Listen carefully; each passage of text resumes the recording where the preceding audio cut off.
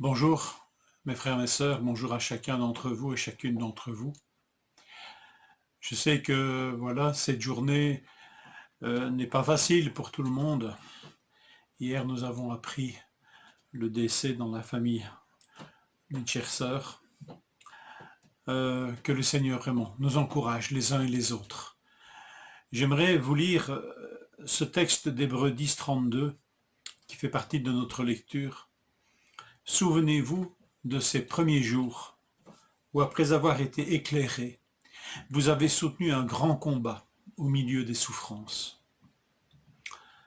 Souvenez-vous de ces premiers pas dans la foi, dans la vie chrétienne. Et le souvenir ici dont il est question n'est pas celui de la nostalgie, n'a pas pour but la nostalgie d'un temps béni et joyeux, paisible, sans épreuve. Au contraire, ici, il est question de se souvenir des premiers temps de la foi et qui correspondent ici, pour les auditeurs, pour ceux qui reçoivent cet épître, c'est en même temps se souvenir qu'ils ont soutenu un grand combat au milieu de bien des souffrances. Alors voilà, ici ce n'est pas le souvenir de la nostalgie, c'était mieux avant, mais ce souvenir des premiers jours où on a été éclairé, les premiers pas de notre propre démarche de disciples de Christ, où nous avons découvert la foi en Jésus. Et cette fois, cette découverte de la foi s'est peut-être accompagnée de moqueries, d'opposition, d'incompréhension. Mais tout cela a été surclassé par cette joie d'être sauvé, d'être réconcilié avec Dieu.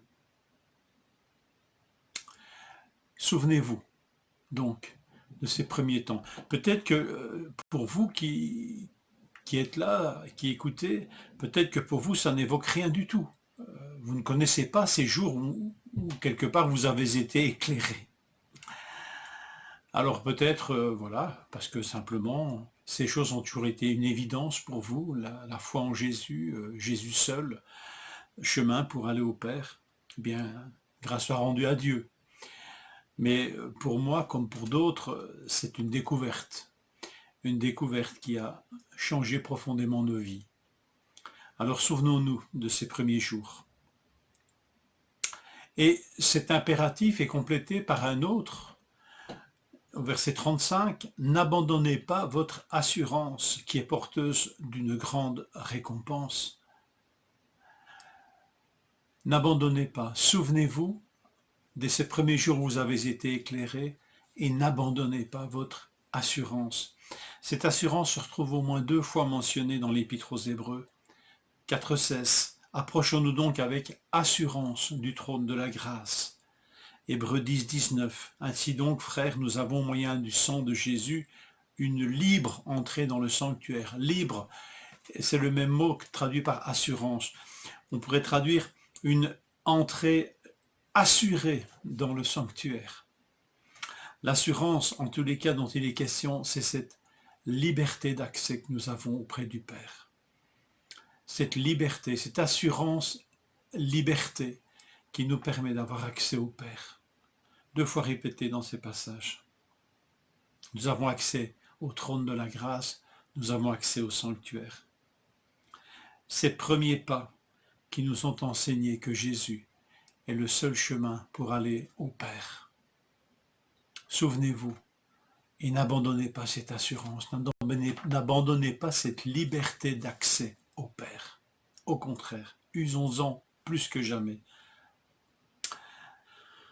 Une dernière réflexion sur notre lecture. Les chrétiens auxquels s'adresse cet épître avaient accepté la perte de leurs biens. Verset 34, en effet, vous avez eu de la compassion pour les prisonniers, et vous avez accepté avec joie qu'on vous arrache vos biens, sachant que vous avez des possessions ou des biens meilleurs et permanents. Est-ce qu'il nous arrive de faire l'inventaire de ces biens, de ces possessions meilleurs et permanents?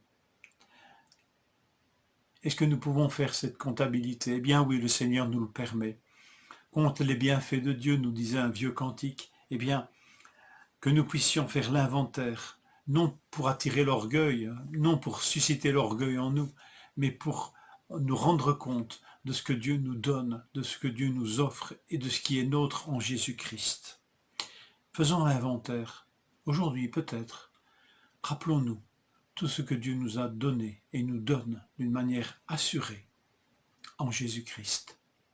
Des biens éternels, des biens permanents, meilleurs, auprès desquels nos biens matériels sont peu de choses.